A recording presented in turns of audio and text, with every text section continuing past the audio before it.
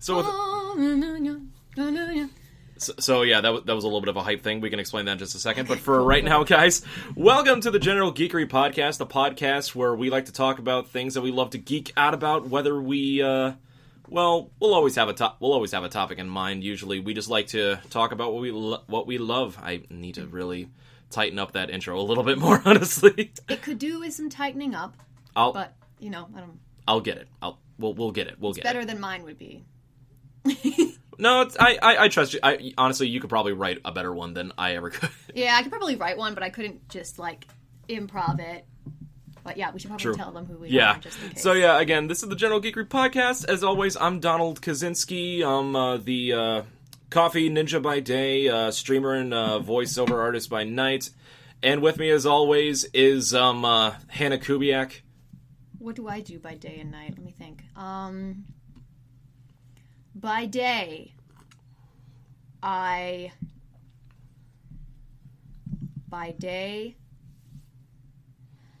that was a bust.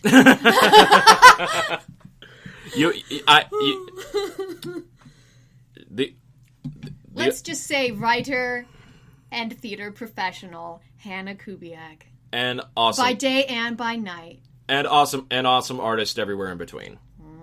Yes. As someone who has bought her works, I can vouch for it. And connoisseur of ramen. Nice. Very nice. Yes. I actually had some ramen a couple of weeks ago. I was with a friend of mine. We went to go see a special showing of the Japanese movie Ring. Oh, okay. You watch the movie and then phone call 7 days before you die. 7 days. Yeah, we went to a sushi and ramen shop cool. to have it. I had never had sushi before, so it wasn't really to my liking. Oh, that's right. You hate the sushi. I'm not a big fan of fish, so unfortunately, I'm shunned by several of my peers because I don't like fish. So they shun you. So that's a trivial thing to shun someone for. Well, I make it out a lot worse than it actually is. They give me a hard time for it. Yeah. You have to do a lot to be shunned by me, to be honest. Dang. Okay. Yeah. I will make sure not to make an effort of that. Yeah. If I'm shunning you, you've seriously fucked up. Oh dang. Oh man. Oh hey. Guess what my most recent meal was? What was it? Ramen. What was it, like microwavable ramen, or was it? It was the kind that you take it out of a packet and you sprinkle the dust on it and you pour hot water on it. The instant kind of ramen. Got it. Instant ramen. Mm-hmm. My dad loves those. But honestly, if you go to an actual ramen shop, they're pristine. Yeah. No. They're okay. They can sustain me, but they cannot give me a body of my own. Aye.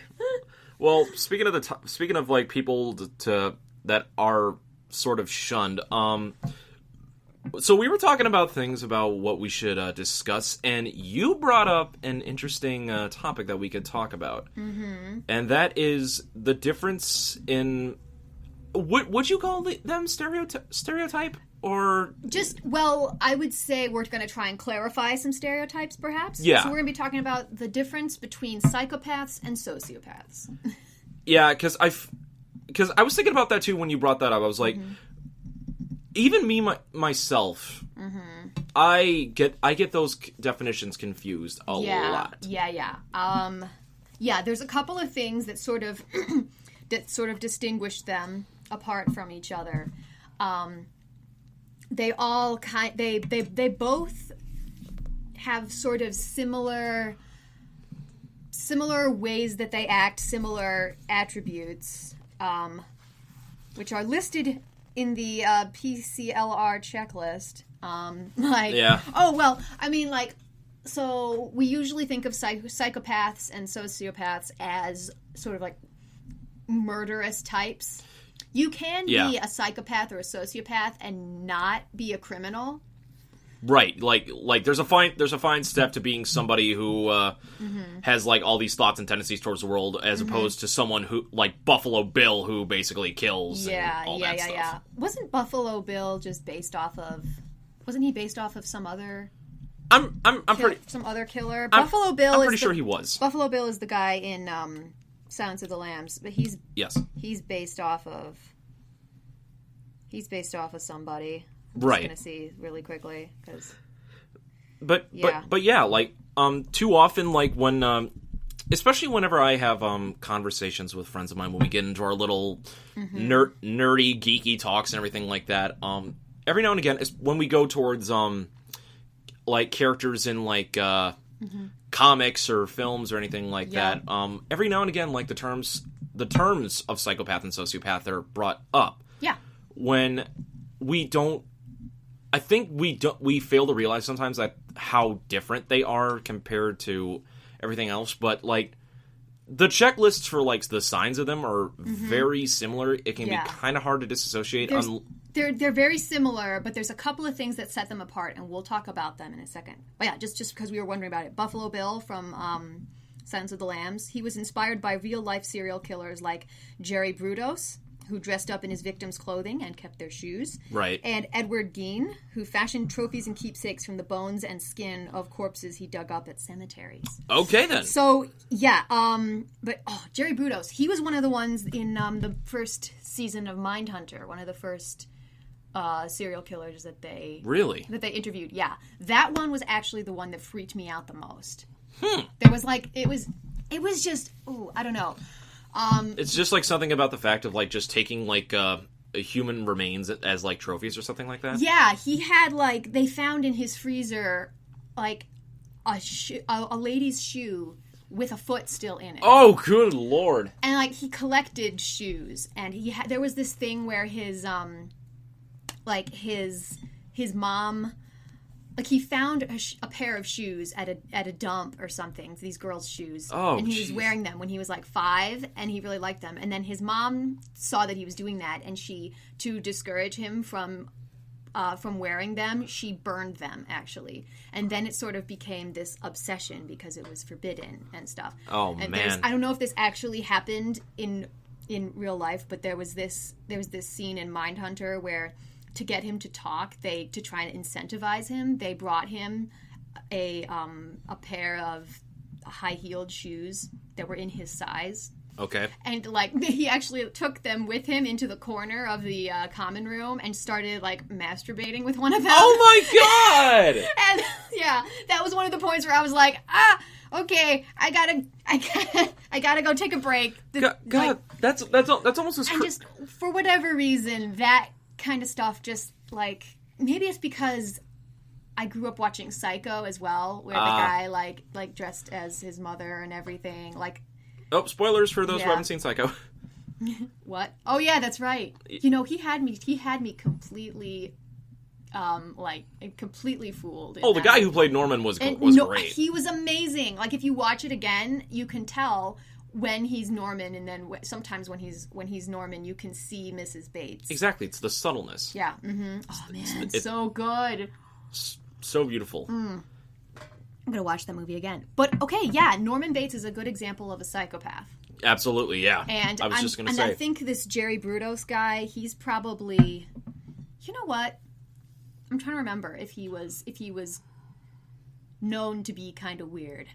Well, I think he was a sociopath, because sociopaths are... Here's my question to that. Was he a little bit more, like, reclusive, like, more inward towards himself as opposed to, like, interacting with others? Because I was actually doing a little research about, like, difference between sociopath and psychopaths, and, like, I actually found, like, medical studies, like, like, sociopathic tendencies and psychopathic tendencies are in, like, the medical, like, dictionary of, of mental disorders. I was shocked when I found that out, because I'm like, I did not think of that before. Are they an antisocial personality disorder? No, they're not, because it's not a disorder. It's a...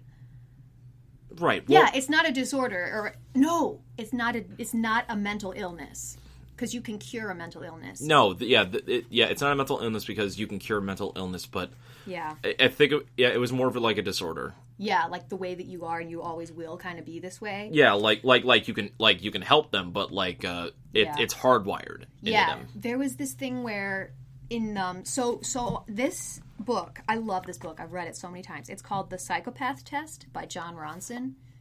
I remember. Yeah, he's the guy who wrote The Men Who Stare at Goats.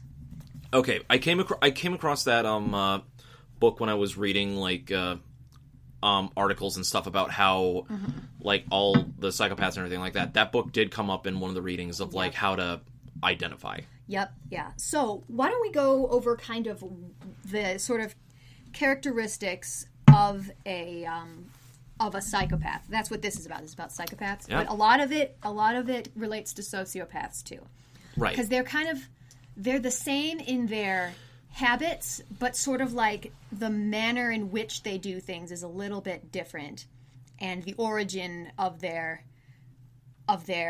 disorder is different as well. They're subtle. Yeah.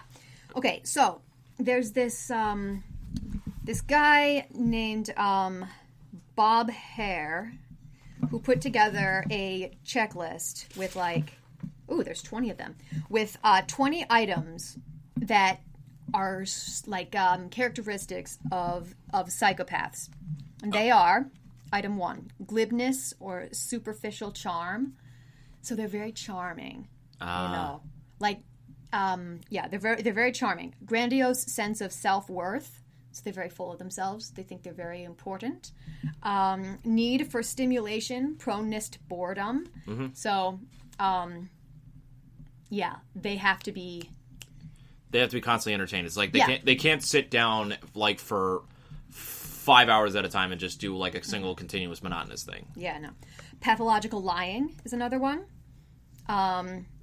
They're cunning and manipulative. They have a lack of remorse or guilt. Mm-hmm. Shallow affect. I'm not quite sure what that means. I think it means they're sort of emotionally stunted or something. Yeah, if anybody knows what shallow affect means. Well, considering like affect is in like affection, then that probably like emotional, like stunted emotions with things like that. Like they don't feel like a they don't feel the whole range of emotions. Like there was something where people were interviewing a psychopath and they showed him pictures of people with different emotions on their faces, and there was one where it was fear or something, and he was like, I don't know what that is, but that's the face that people make when I'm about to kill them. Wow. And yeah. So I'm just gonna. I can actually imagine that. Yeah. I'm just gonna look up what shallow affect is. It happens when you show or have little or no emotions. Okay. Okay. Yeah. That makes sense. Yeah. They're also callous, lack of empathy. So basically, like they don't empathize with others. Basically, others are like, for lack of a better term in my mind, like pieces on a chessboard. Yeah. Sort of like means to an end, sort of. Right. They have a parasitic lifestyle, so they kind of feed off of other people and perhaps keep them from excelling so that they can feel better about themselves. If you're in a relationship with a psychopath and you start to be doing really well at your job or something, they'll start to sabotage you. Oh my God! Because God forbid that you be better than them, or that you be happy outside of them, If I had a nickel for every single time I had to help some of my friends deal with exes who were like that to them to the point of abuse, it's serious. It happens, yeah. Poor behavioral controls. So I think that means like they're impulsive. They just do whatever they want. Yeah, they live in a world without guilt. So they think about the spur of the moment, but they don't think about what's going to happen afterwards. Right. It's almost like when like they don't have the capacity to keep like emotions in check, like to a certain extent. The limited emotions that they have are not very well controlled. Exactly. They're so flippant. Mm-hmm. Yeah. Or behavioral controls, they just do things and someone says, that was wrong. You shouldn't have done that. They're kind of like, So, yeah. Item 11, promiscuous sexual behavior, which kind of is a more old-fashioned one. Like, I know it's become more common that people, have multiple sexual partners throughout their life and stuff, but more like the whole thing about they can't really, they're not loyal to a particular person. Like, when a relationship is no longer doing what they want for them, they just disappear. It's the worst form of polygamy. Yeah. The worst. Yeah. Item 12, early behavior problems. So if it's a kid who sort of is acting out in school, having violent tendencies, like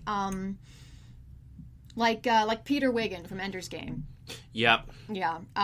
They're basically like, okay, you're too violent for battle school, basically. Yep. Because we can't control you because you get all these behavioral issues.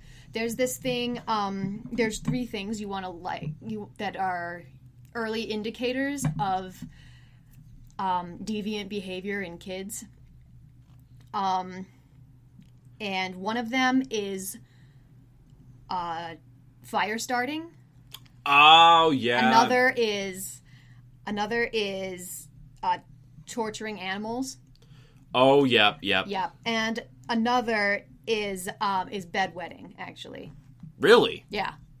So that's like consistent bedwetting. Or... Yeah, as a kid, yeah. Sometimes it's like for longer than you deem would deem normal for a child. You know, like we've all wet the bed as a kid. Oh yeah, absolutely. Like it happens, but like that one puzzles me too, because that seems to me to be more of like that seems to be less of a symptom of, you know what, actually probably what it is it's kind of embarrassing, right. Bedwetting. So psychopaths and sociopaths, they think a lot about how people view them. And if you're a child and you are too old to be wetting the bed, but you still are, there might be some shame attached to that, where they start to say something is wrong with you, and then that leads to you kind of maybe becoming more reclusive or more secretive. It's kind of like maybe it's not exactly the behavior, but it's the way that it was received makes sort of ups these pre-existing sort of violent tendencies, where you're sort of like, okay, like I am a kid and I'm embarrassed, or that embarrassment causes me pain, so I'm going to hurt something else, or I'm going to destroy something. I'm going to start a fire. It escalates. It's like when you overthink like things of a situation, only dialed up to beyond the highest setting. Yeah, because we've all been in a situation where something has happened, whether it be bad or good, and and this, I tend to overthink things a lot sometimes. So I know that so well, but like to a point like that, when people like they're like a pyro head when they just have to set things on fire. Like I'm like, jeez. Yeah. 2 more items are impulsivity and irresponsibility. Yep. And failure to accept responsibility for own actions. So even like sociopaths who maybe like say a sociopath murders his wife. Right. And they say and he says, it wasn't my fault. She wouldn't stop talking. That's one of those sort of things. They don't accept responsibility for the things that they do. Even. Right. Yeah, it's like, well, if she hadn't been so critical of how much money I make, then she wouldn't be dead right now. You know? Yeah, it's basically constantly shifting the blame on everyone else but yourself. Yeah. And this kind of coincides with the promiscuity, but many short-term marital relationships. So so they're very charming. So they can reel them in, but they can't keep them. They have them stick around because they're basically they're manipulative and abusive, and once you're with them for a long time, you start to realize that they're not they are not always that mask that they're wearing. Right. You know? God, that's why they like to isolate people. So if you're in a relationship with a sociopath or a psychopath, you'll find that you're not allowed to spend time with other people. Because if you get outside of their sphere of influence and you start hearing opinions and words that aren't theirs, you'll realize that it's insane what's going on in your own house. Ay, ay, ay. You know? God, it's always stories like that, like that just creeps me out. Mm-hmm. Yeah, where it's like there's that question of why didn't you leave him? And I was like, well, I had nowhere else to go. He was in charge of all the money, all the credit cards, you know, like I like could just basically he owned everything. They'll like set it up like that so that you're completely under their thumb. Ay, ay, ay. Juvenile delinquency. So a lot of that is sort of based on they start off by, you know, torturing animals or starting little fires in their bedroom. That could escalate to like setting the corner store on fire or getting into a fight with another kid at school or you know, like at high school, you know, just like stealing stuff or whatever.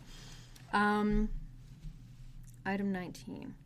Revocation of conditional release. I'm not quite sure what that means.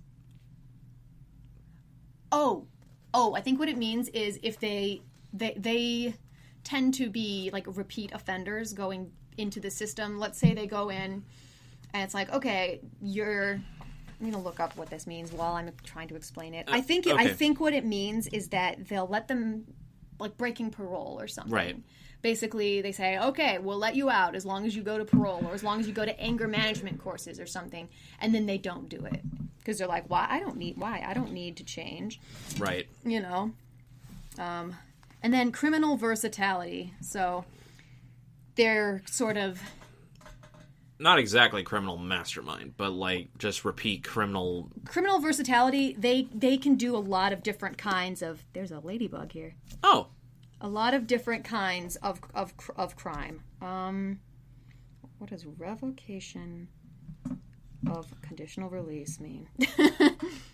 So, while Hannah looks that up, so during my research through all that and just looking at like the different signs and everything like that, like I was thinking in my mind, what are some examples of like like famous examples in like literature and like fictional media or things like that where there's a psychopath and a sociopath all in one, and I mentioned this like before like we started recording, and like we were both like clicking on the same thing with this. Yeah. Sherlock Holmes and James Moriarty. Yeah, from the BBC Sherlock. From the BBC Sherlock, and maybe from other sources as well. Well, maybe that one mostly because they sort of because Sherlock Holmes in the books by Sir Arthur Conan Doyle, he was actually quite a gentleman and a very understanding person, but they went this route with the BBC modernization. Well,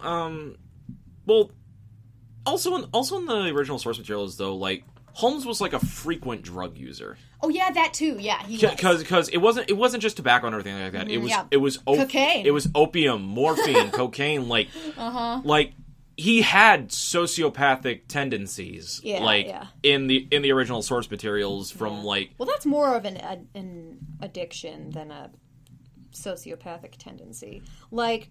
Well, he also had like a few selections of like cases and things. Like the tendencies, like the signs were there, but they weren't. It wasn't as attuned, like dialed up as it was for Benedict Cumberbatch's portrayal in the Sherlock show.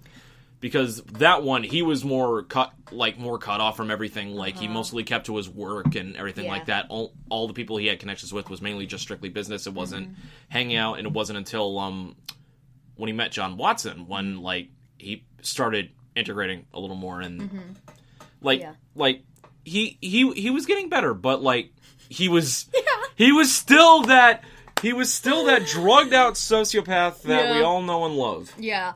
So I think we can use these two, Holmes and Moriarty, to sort of demonstrate the differences between psychopaths and sociopaths. Right. Because people use these words interchangeably, but there's actually a couple of differences. Right. So, and to be clear, we're going to be using the Sherlock BBC version with Benedict Cumberbatch and Andrew Scott. Andrew Scott. Yeah. Ha! Just learned that. Yeah. Okay. All right. So, sociopaths. Sociopaths are made, but psychopaths are born. So a psychopath can grow up in a completely normal home, no family trauma, nothing. It's just a normal childhood, and they can still be the way that they are, basically. Right. It's just in them. And then sociopaths, usually, they come from more like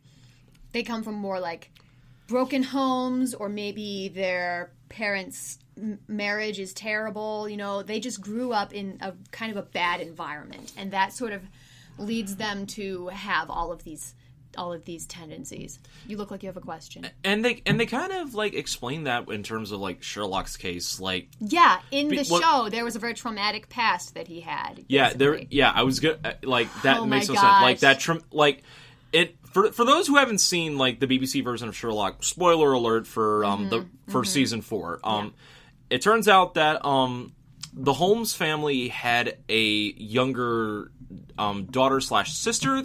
Yeah, younger daughter. Yeah. Yeah. So she had the same kind of like mental powers of she was deduction. Extremely intelligent, like way more intelligent than her brothers. Like almost to the point where like she could be in that psychopath category, honestly. Yeah, because throughout that season also she mixed with society, and she was pretending to be just normal people, and it had everybody fooled. Yeah, like, it had. I had no idea it was the same actress. She was so good. Yeah, exactly. Yeah, and that's what made it. That's what made it so good. And yeah, so she's a psychopath. Yeah. Yeah, and when you look back on that, with that one traumatic event, because they do kind of hint at like that. Yeah. With the dog, like even before like that season, but it's when you start making the little details like why Sherlock is what he is sometimes is because of that traumatic event. Yeah, the reason he doesn't have friends, basically, is because his best friend, when he was a child, had that happen to him. Yeah, and he basically his mind altered it, so it was basically. A dog. He basically forgot, like his brain forgot it because it was too hard to think that that his little sister had killed his best friend. He could not process it. No, his child brain processed out that his best friend had died from his sister, or that he even had a sister. Yeah, at all. Exactly. Yeah. Especially when the conversations he had with Mycroft, like how Mycroft kept it under wraps. I don't know if Mycroft is more on the sociopathic side or the psychopathic side. I feel like just because of like how manipulative he is, especially Mark Gatiss' prediction of it. He strikes me, Mark Gatiss's Mycroft was probably more of a psychopath, because he had a successful career. He could mingle with society. The only thing that was like he didn't go towards the stuff for like the. He wasn't really a criminally minded. He was more politically. Yeah, he was more politically minded and everything like that, because he has the same power. He has the same kind of mental deduction power that Sherlock has. And in the books, his is even better. Like, he solves things without even leaving his home. He doesn't have to do the footwork or anything. Well, but Sherlock always reprimanded him for not following up on it in order to find the facts, because Mycroft was always... Although he had these powers of deduction better than Sherlock, like, he never wanted to put in the footwork. He was... No. He was, lack of a better term, he was lazy. Yeah. He would rather be the superior person on top and everything like that. Yeah. Is that a little narcissistic in a way? Yeah. Well, okay, here's the thing. So narcissism is a trait of psychopaths and sociopaths. Right. But not all narcissists are psychopaths or sociopaths. You can be a narcissist and not be either of those. But that's sort of one of the... Narcissism is basically the grandiose sense of self-worth, the manipulativeness. Like, there's lots of crossover, but a narcissist can feel guilt, basically. I think that would explain Mycroft a little bit. Like, he has that tendency of narcissism and things like that. Because maybe he's a little bit more. He's not full out psychopath or sociopath like his siblings, but he's got some of that. He's chaotic neutral. Yeah, he's chaotic neutral in a sense. Oh man, because I would almost say lawful, but no, like maybe a little bit. Maybe like lawful evil. Actually, yeah, he does kind of remind me of a dragon a little bit. It is Mark Gatiss. He does have that effect on people. So yep. Okay, and another difference between psychopaths and sociopaths, which I can demonstrate again using Sherlock and Moriarty, because go right ahead. We don't know about Moriarty's past. We don't know whether I think probably he was always that way, no matter what kind of family he came from. Well, like his family is probably really normal, and that's maybe he killed them. I don't know. We do get one small thing.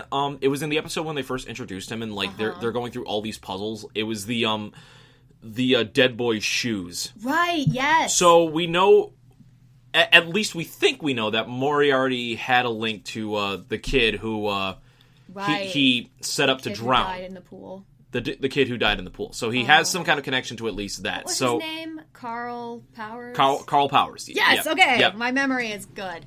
We are such nerds. Yep. But yeah, he killed that kid just out of like jealousy or something, right? Jealousy or something like that. We only hear it through like the text messages of his victims. I always hated Carl. He always made me feel really small. So that's like one of those. Isn't that what he said? Something along those lines. So it's one of those things. It's like that item on the list. What is it? Man, sense of self-worth. Lack of empathy or something like that. The grandiose sense of self-worth. Basically, no one can be better than me. No one can make you don't get to make me feel small. And that's what he feels that like with Sherlock. That's like. Because Sherlock got the closest to him. Yeah. That he needs. It's not about killing the person. It's about besting them. Being better. Yeah. Exactly. He always has to be one step ahead, which brings to the finale of season 2 when they do the Reichenbach Falls. Like, oh gosh, all of the psychopathic tendencies like you just described. I was thinking back to that episode, like when he was trying to frame Sherlock and everything like that. He posed himself as innocent and charming. Right? And everything like that. Basically, yeah. They don't so much. They don't specialize in becoming great, but they specialize in tearing other people down. Basically, exactly. So yeah, if you're better than a psychopath, prepare to be sabotaged. Dear Jim, will you fix it for me? Yep. Okay, so what I was going to say before, and then we got off on a tangent, was... Sorry, go right ahead. Was another difference between psychopaths and sociopaths is psychopaths are more organized. Okay? They make the more... psychopaths are organized, sociopaths are erratic. So when a psychopath commits a murder, they make really good serial killers because it takes a long time to catch them because they plan everything. They basically what they're going to do with the body, where they're going to kill the person, how they're going to get close to the person, how they're going to get rid of the body, what their alibi is going to be, where their kill room is, how it's covered up, where the dump site is. They know all of this and they have it mapped out. So they never kill somebody and then they are there's never a scene of the crime, really. Right. People just disappear when a psychopath kills them. Exactly. But then a sociopath is the kind of person who, it's kind of an impulsive kill. Like that sociopath whose wife talks too much, and he just gets sick of it and hits her in the head with a poker. And then she's there, and there's blood in the carpet and the body, and he has to get rid of it. And it's this, sociopaths are very much just sort of more commonly, they're one-off or spree killers, because they get caught almost immediately because they just impulsively kill somebody and then they don't have any plan for after that. Exactly. They're not as... I don't want to say attuned to that, because that's wrong. They're not planners. They're right. They're that does explain, that does describe Sherlock Holmes and Moriarty's personality. Because Carl Powers, Moriarty never got caught for that until years and years and years later. That was his first murder, but he planned it so well. And then, do you remember what Sherlock's first murder was in the show? I'm trying to remember. It wasn't the man. It wasn't until the end of season 3, right? Yeah, it was what's his name? Magnuson. Yeah, it was Magnuson. And he was surrounded by helicopters with spotlights on him, and he shot the guy in the head. That's classic sociopath. Exactly, because he did not see any. Because he thought in his mind this was the only way. Yeah, that's the only way. But because classic sociopath, you kill somebody and then immediately you're taken into custody because you don't really. Basically, a psychopath probably would have, I don't know, a psychopath probably would have maybe killed the guy earlier. Or gotten someone else to do it for him. Because remember, Moriarty never pulls the trigger. No. He never pulls the trigger. Either someone else has their finger on the trigger, and Moriarty is observing everything from the background. He blends in order to make sure everything goes according to the plan. He carries out the instructions. He's the consulting criminal. Yeah. He will plan it to the smallest detail. But he will never put himself in the line of fire. Yeah, don't get your hands dirty. And I'm trying to think. There's Westwood. There's Westwood. That was great. There's I'm trying to think. There were 3 things that I usually say when I'm explaining the difference between them. I'll think of it eventually. But and I thought of another pairing of classic antagonist protagonist that fits this. Sure. Death Note. Oh my god. Elle and Kira. Absolutely. Yeah. So I'm pretty sure, what was his name? Light? Yeah, Light. Light is a classic psychopath. Very smart. Is committing these crimes. Doesn't get his hands dirty. He's always thinking one step ahead. And then Elle, you walk into the room with Elle and... he's obviously weird from the beginning. He's all shaggy and unkempt and sitting on his chair all weird like this. Yeah. Just Hannah's doing the L sit right now. Yeah, in her chair. And in his baggy clothing and just eating stuff. And constantly just getting all the sugar he can get. Yeah, and constantly getting all the sugar he can get, just impulsive eating of whatever. And he also is super intelligent, but and he's more of a did he ever kill anybody? No, he was more of a detective kind of person. He caught the criminals or anything like that, and he even referenced in past cases that he has never killed. Yeah. So he's never killed, but he has those sociopathic traits, just super dialed up. If you want a poster boy for a classic sociopathic example aside from Sherlock Holmes, a modern one, Elle from Death Note would totally be it, and Light would absolutely be a psychopath because like you said, psychopaths are just... His family is so normal, right? Yep, psychopaths... He has both his parents there, his little sister, Yep, right? psychopaths are just born, and he's always... And before he got his hands on the Death Note, he had these thoughts in his mind already. Yeah. So already he was he was bored with everything, and he knew like everything that was going on, and he was calling out all the BS in his mind, and it wasn't until he got the Death Note to kill people that it took him aback at first, but it was after the second kill when he rationalized it, and that's what set him down the path. Yep. Oh man, that was the first anime I ever watched. If you want to rewatch it again, I can lend you it. Yes. But yeah, that goes with the need for stimulation, proneness to boredom. Psychopaths, it's just, and also sociopaths, I should think. It's like there's that classic Sherlock Holmes firing off the gun. Bored! Yep. I'm bored. I don't know what's gone into the criminal classes. It's a good thing I'm not one of them. It's a good thing I'm not one of them. So you take it out on the wall? The wall had it coming. Yeah. They had it coming. They had it coming. Yeah. Oh man, I'm trying to. What is the third one? Gosh, let me tell you a story about a psychopath thing though. So, sure. This is a really fascinating story from this book, The Psychopath Test. Basically, he gets called in by this guy who wants him to meet a friend of his who's been put in the mental hospital wrongfully. This guy, for the purposes of the book, he calls him Tony, but he's got a different name. Okay.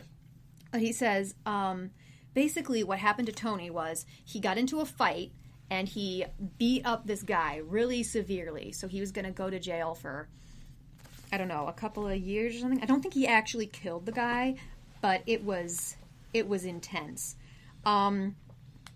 And so he was like, I don't want to go to jail.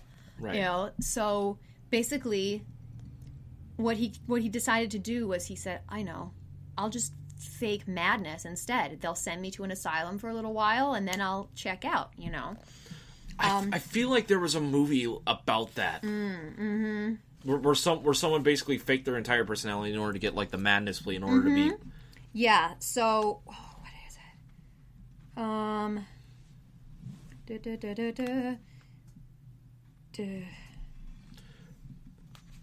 Yeah. But like just to be clear, because like I feel like we kind of tiptoed the line a little bit. Like psychopaths and sociopaths like have nothing to do with multiple personality disorder. No.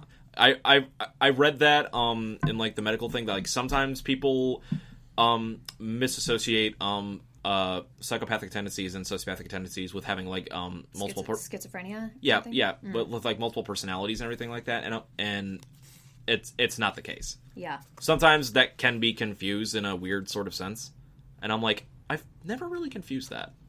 Yeah. So basically, the guy, he looked up some stuff in the library of people who would do crazy things. Like he took examples from A Clockwork Orange, and when they were interviewing him in the prison, he said some of the stuff from this, and so it basically just went over the top, acting like he was insane, you know. Jeez. And so they ended up putting him in the mental hospital, and he was there for like 12 years. Jeez. And they said, yeah, they keep on saying that he's mentally ill, but he's not. He deserves to be released. He's a normal human being. And then, so this author, John Ronson, goes to meet him, and they're in the day room, and they are like, all these people in the hospital are just wearing sort of like sweatpants and whatever, and all this. And then this guy, Tony, comes in, and he's wearing a suit. Okay. And he comes over, he's very charming, he shakes their hands, he's like, hello, how are you? I'm Tony, you know, and all this stuff. And they sit down and they talk, and then when he leaves, John is like, he seems normal, he's nice, you know, and so then he was thinking, okay, yeah, he's got to be released because he doesn't deserve to be here. And there's a person who from the Broadmoor, which is the mental place where Tony was, right, who sent an email to John Ronson. Basically, he said, Tony did get here by faking mental illness because he thought it would be preferable to prison. He was sure of it, and so were many other psychiatrists who had met him during the past few years. It was now the consensus. Tony's delusions, the ones he'd presented when he had been on remand in jail, just in retrospect didn't ring true. They were too lurid, too cliched. Plus, the minute he was admitted to Broadmoor and looked around and saw what a hellhole he got himself into, the symptoms vanished. Oh, jeez. Okay. Okay, it goes on. But then I read Professor Madden's next line. Most psychiatrists who have assessed him, and there have been a lot, have considered he's not mentally ill, but suffers from psychopathy. So, he's the one who she'd show him a picture of a frightened face and asked him to identify the emotion. He said he didn't know what the emotion was, but it was the face people pulled just before he killed them. Ah, okay, that's what you referenced before. Mm-hmm, yeah. Okay, So Tony faked mental illness. That's when you have hallucinations or delusions. Mental illness comes and goes. It can get better with medication. Tony is a psychopath. That doesn't come and go. It is how a person is.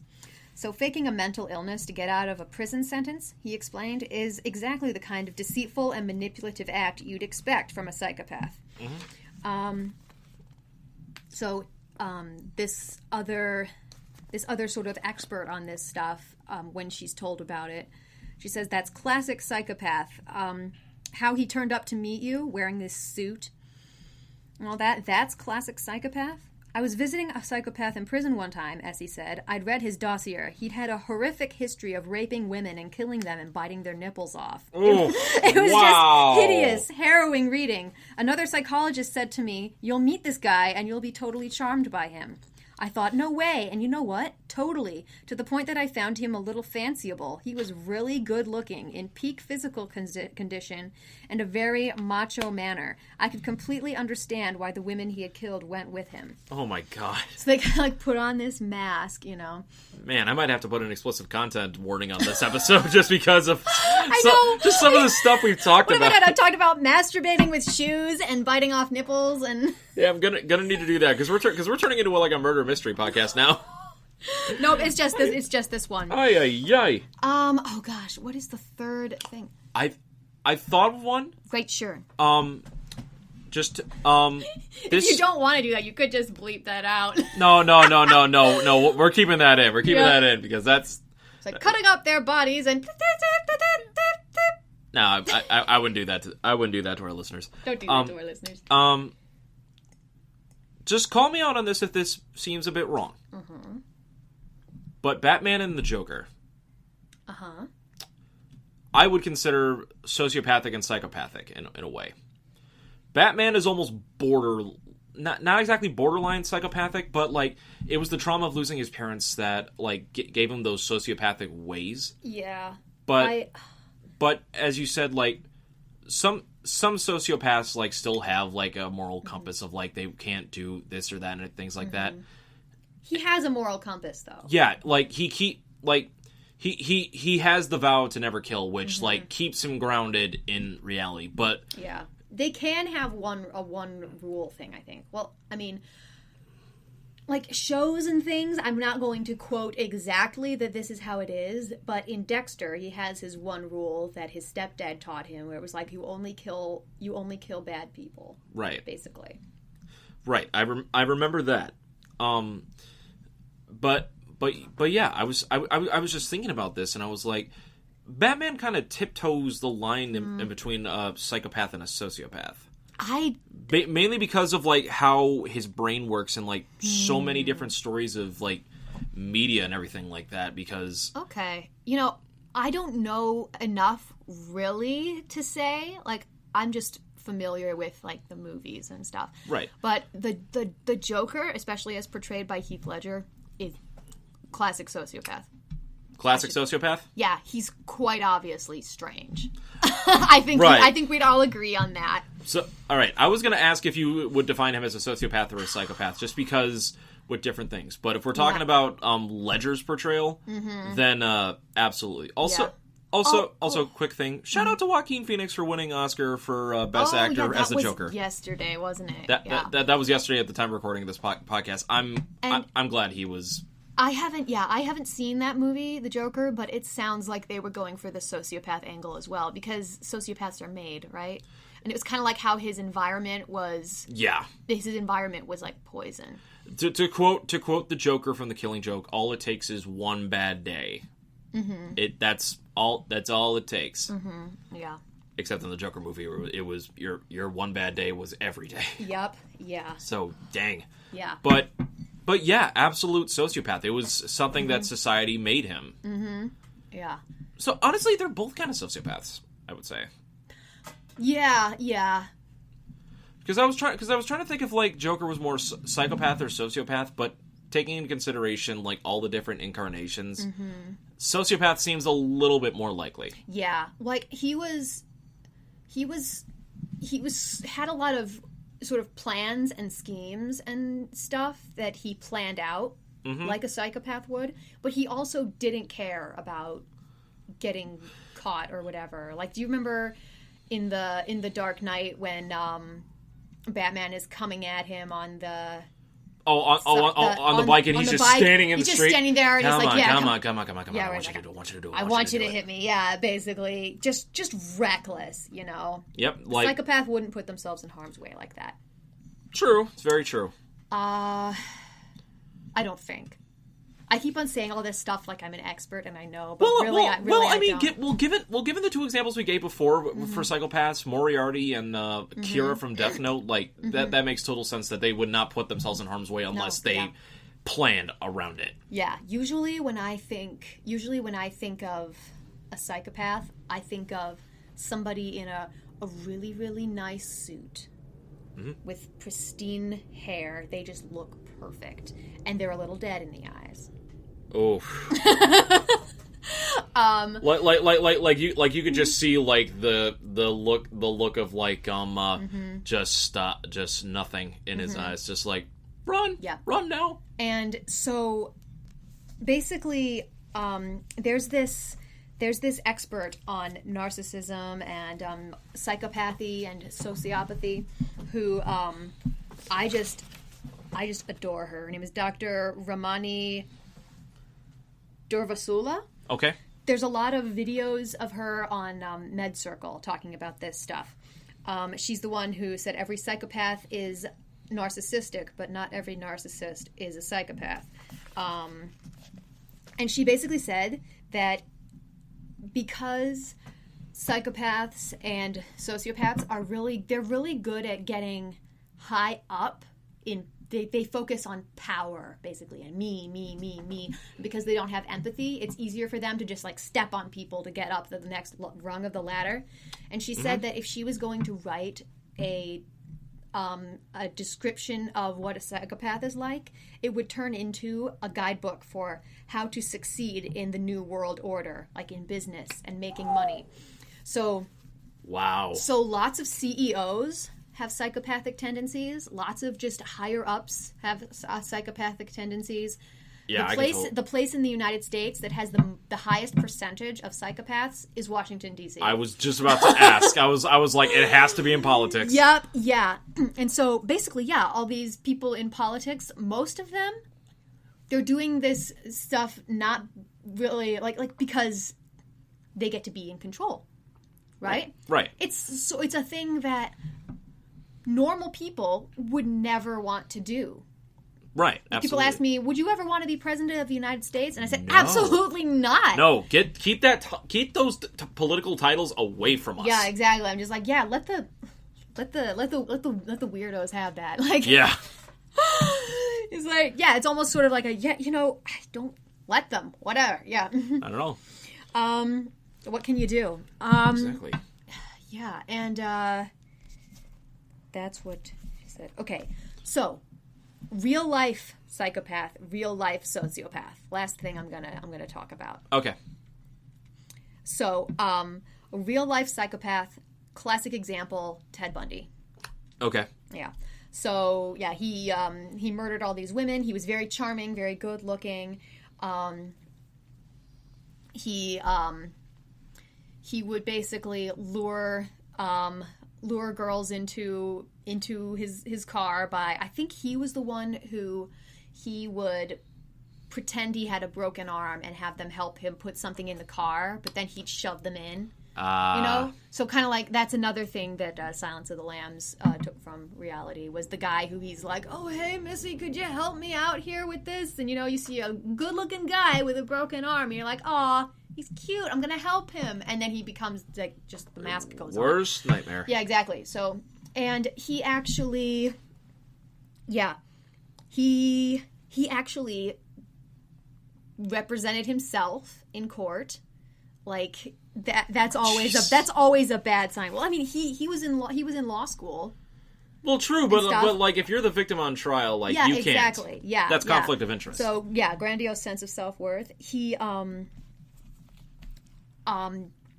actually like married a woman and fathered a child by her while he was in prison. Like, just like where she's like she just got obsessed with him, and she's like, I don't care what they say you've done. I love you so much. And like, just, he had her fooled, even though he was on trial for all these murders and there was all this evidence and stuff. So, oh God, it's almost like a Harley Quinn scenario. Yeah, exactly. Because there's this phenomenon as well where, like, society has sort of taught women to, for some reason, we love a psychopath. I don't know why.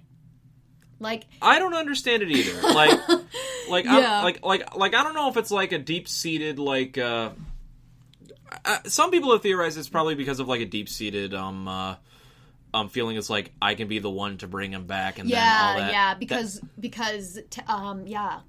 sort of traditionally, young women are taught to sort of take care of things and provide things and make things good and make things better, make the house comfortable, fix things. And yeah, that's why when they like see a psychopath, they're like, oh, he's just like that because no one has taken care of him yet. But that is not true. Psychopaths will never change. Exactly. And every single time I see that cliche, whenever like I'm reading something, watching TV or movies, I'm like, don't! Yeah. Just don't! And they can even learn how to sort of mimic things. Like in this book again, The Psychopath Test with John Ronson, he was talking about this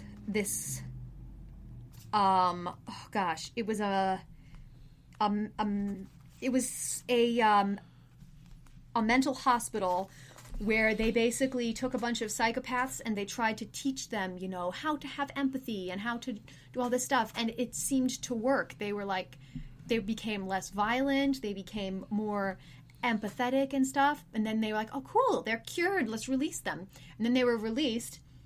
And then they just went back to committing these violent crimes again. And then they came back to the hospital or whatever, and they said, okay, you're back, and you seem to be doing so well. What happened?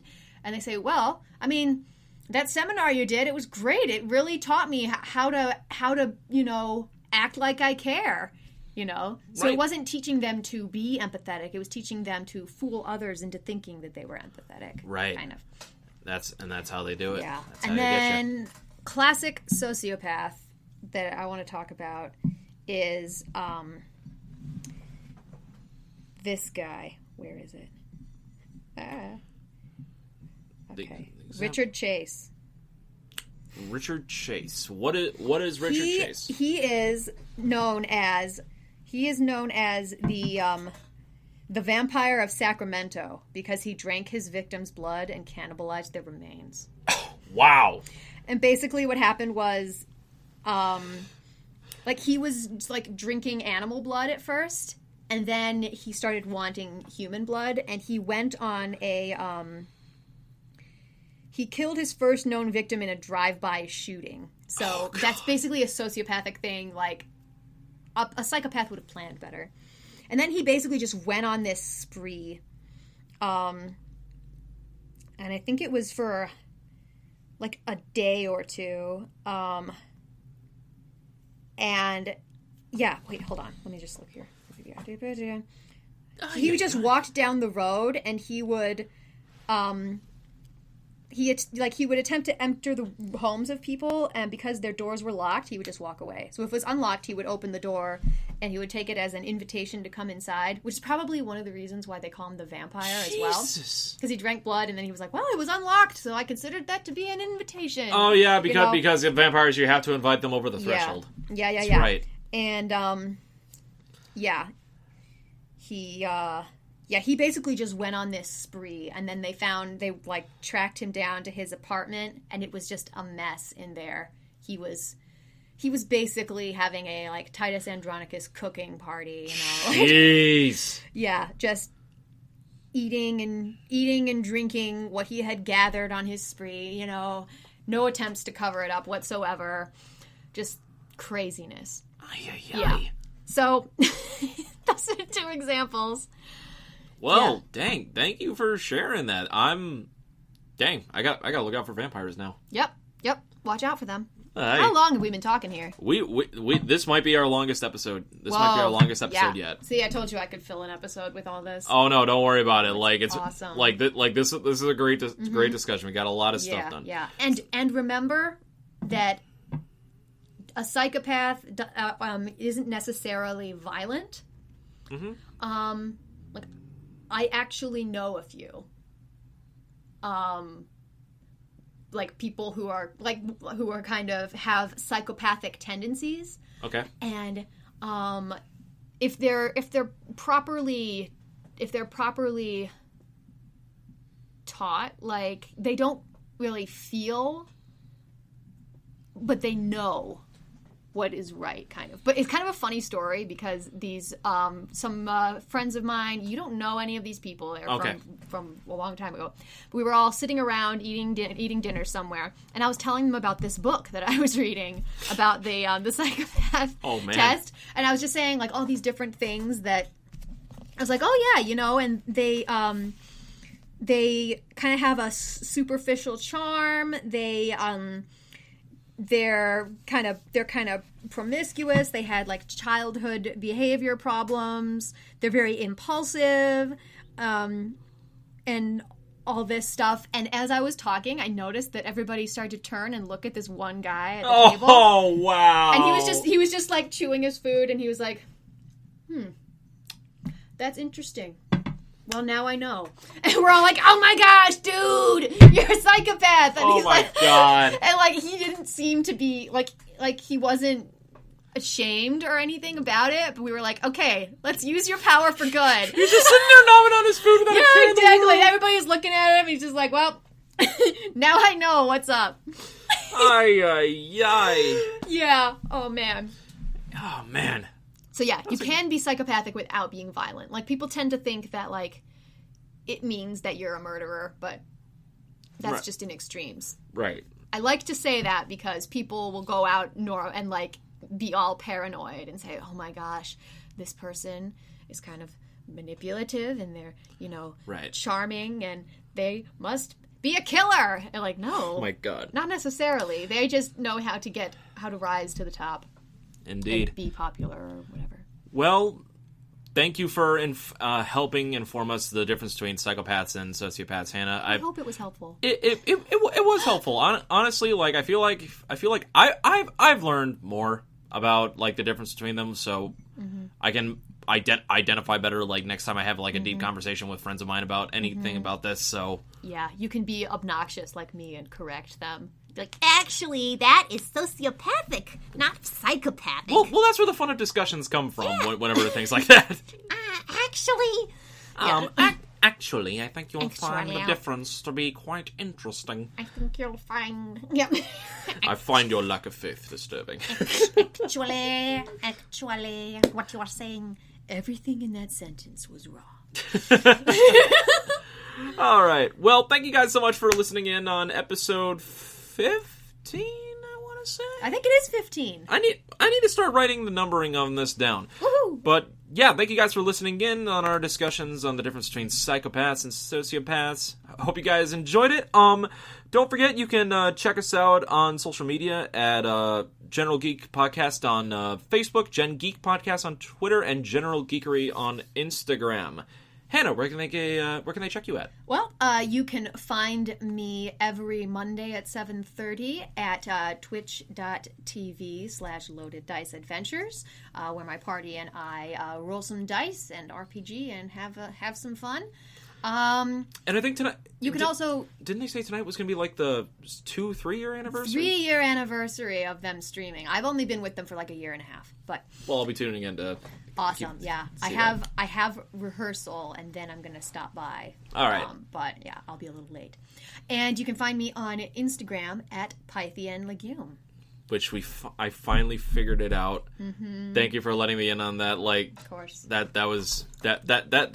That was obscure. You did make that obscure. I thought it wasn't obscure when so. And you can check me out on social media on Twitter, Instagram, and on Twitch.tv as well at RyuzakiMK7. And since you shared your origin with me, I can share mine with you. The MK7 was just something I tagged on, but Ryuzaki was the fake name that L used from Death Note. That's right! So that's where I got mine from. Oh my goodness. So that's awesome. So it comes full circle. There we go.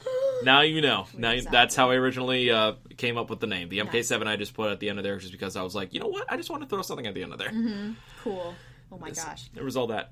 So, that's going to be it for this episode of the General Geekery Podcast, guys. For Hannah Kubiak, I'm Donald Kaczynski, and always remember, whether you are of the normal mind, the psychopathic mind, the sociopathic mind, whichever, I hope you're not doing anything bad, but always remember to keep your geek on. Clink, clink. Always. Later, guys.